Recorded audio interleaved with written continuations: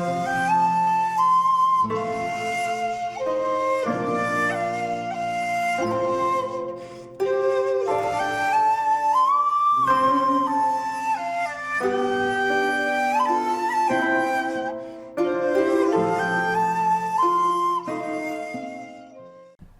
there, this is Solitary Ronin from Solitary Ronin Films, and welcome to another random review.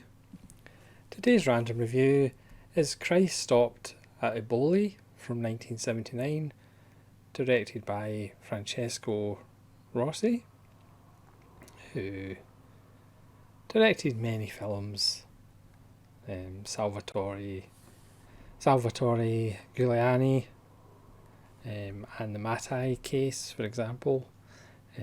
Which really needs a Blu-ray release.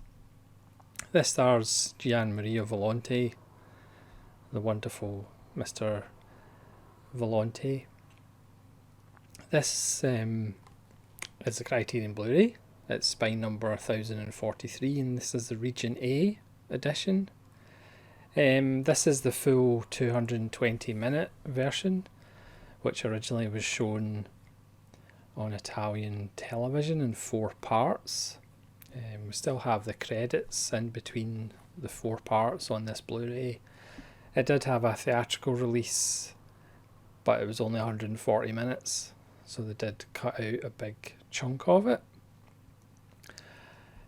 The plot is based on a book by Carlo Levi, which was published in 1945.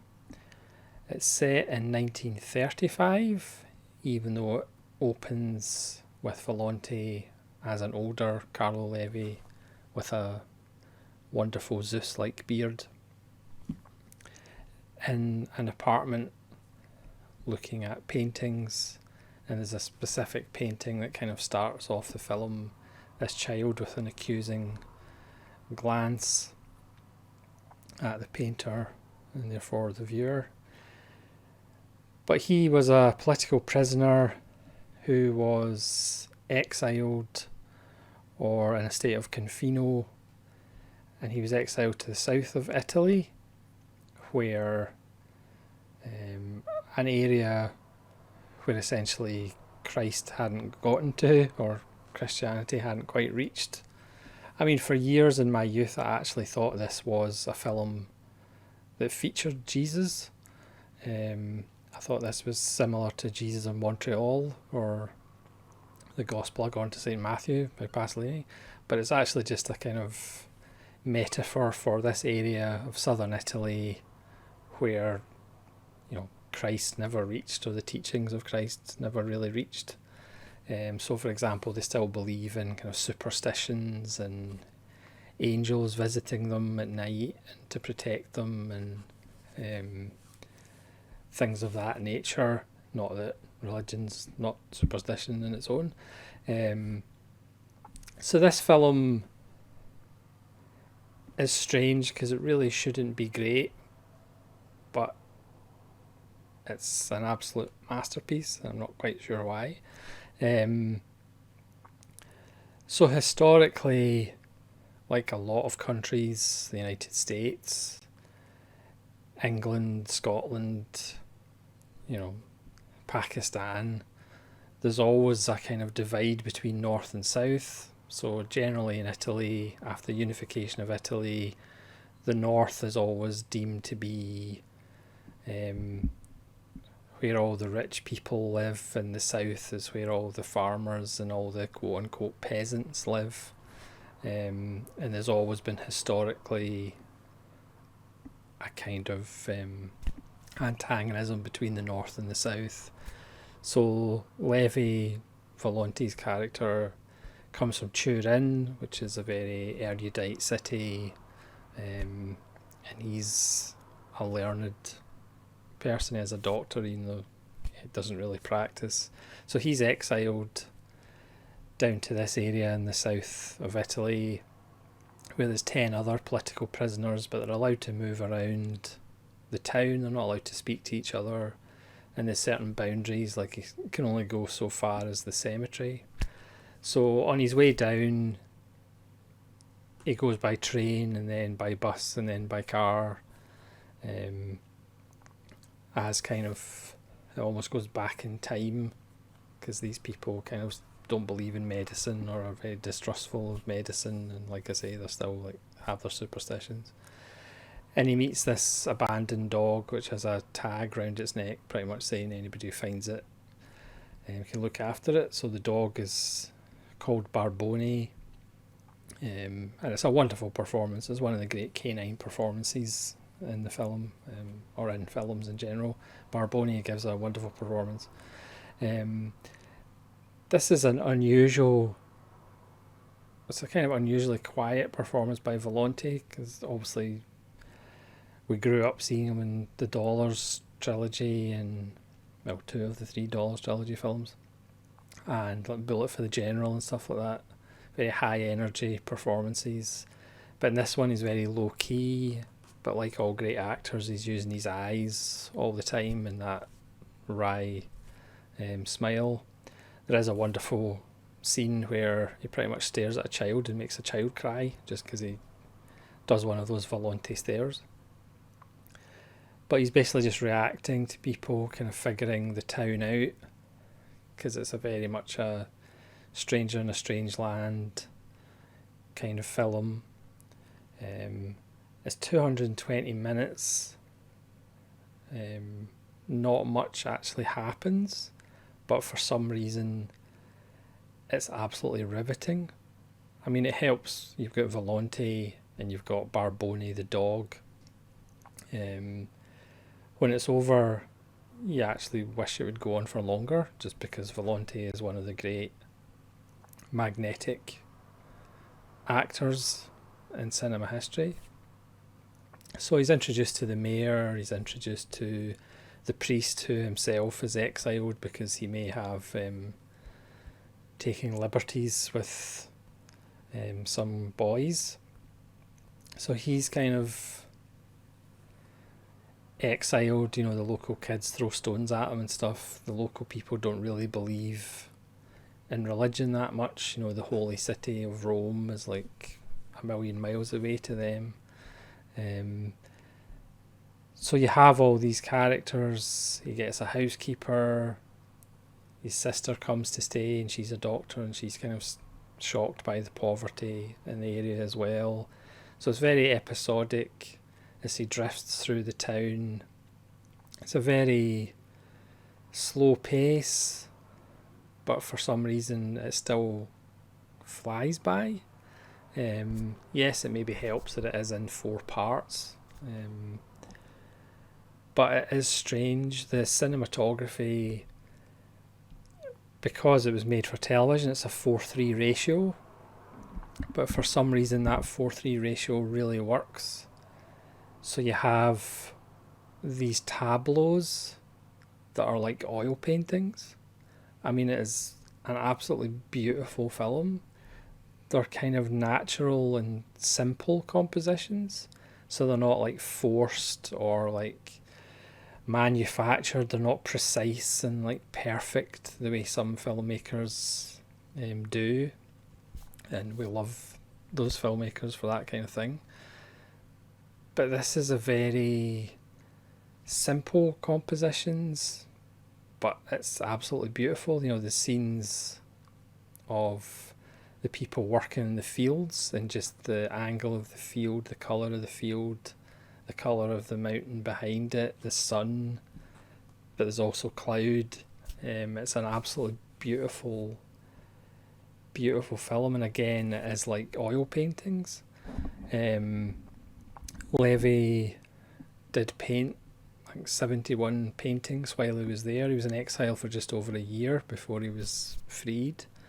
And that's the paintings that are in the film at the bookends, with Volonte with his big Zeus beard. It's a stunningly beautiful film. Again, like I say, the compositions and the 4:3 narrowing of the frame are just absolutely beautiful. Because some of the people live in essentially hollowed out caves, which there's a lovely extra on it by the translator, who worked with Rossi.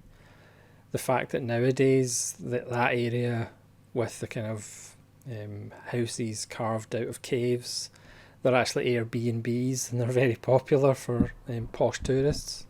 It's like, go figure. But because of that 4:3 narrowing of the frame, so you'll have like a donkey in one side, you'll have like cabinets and you'll have chickens, and then in the back you'll have like a bed, and it's just like, for some reason the compositions are just absolutely beautiful. Volonte's room that he just rents,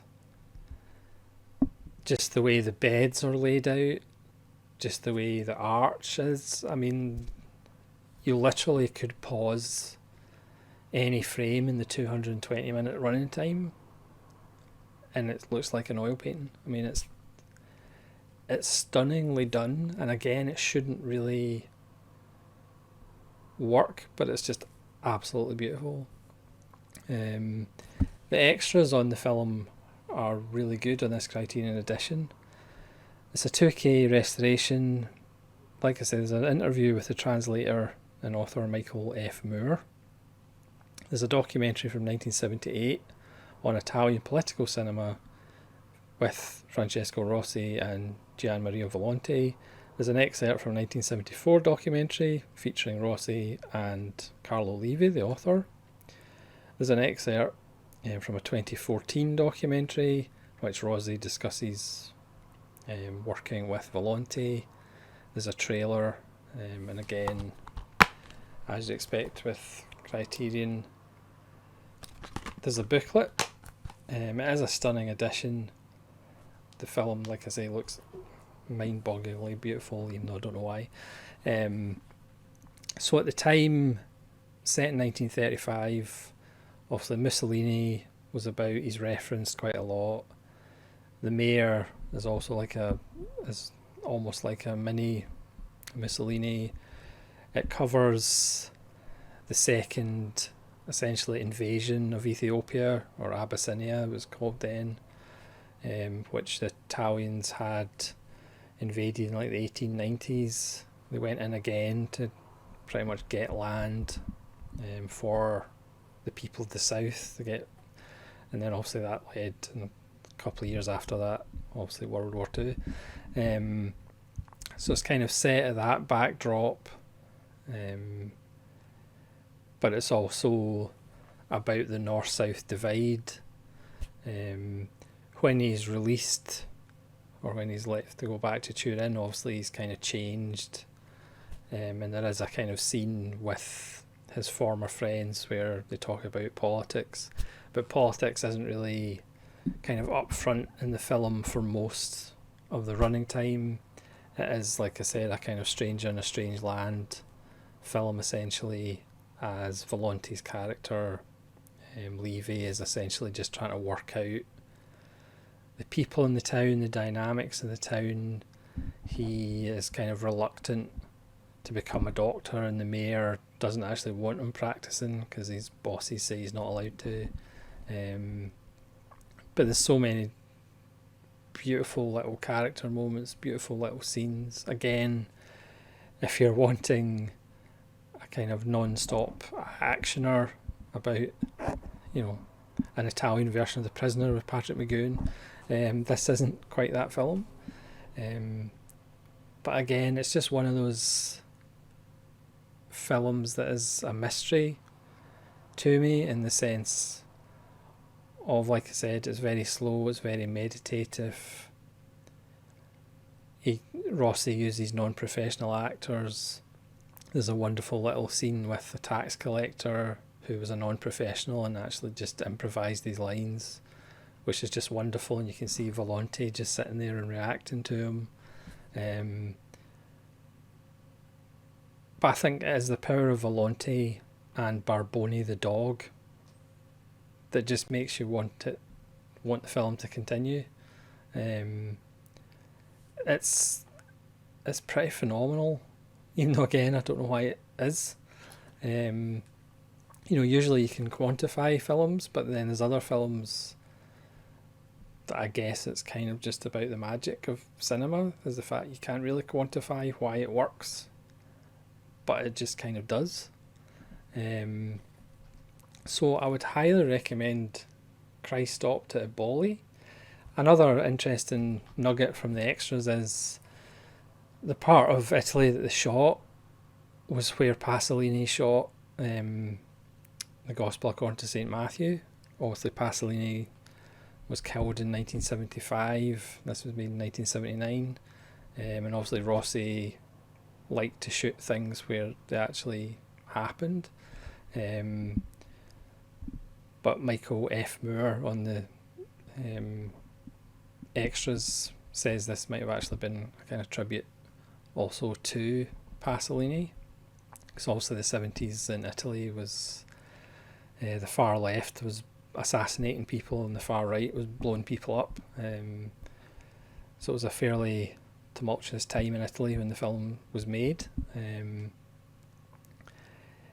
Yeah, it's a pretty amazing film. It's certainly one of the best films you'll see that are 220 minutes long. So let me know what you think, if you've seen Christ Stopped at Eboli, and if, like me, you actually thought it was a Jesus film.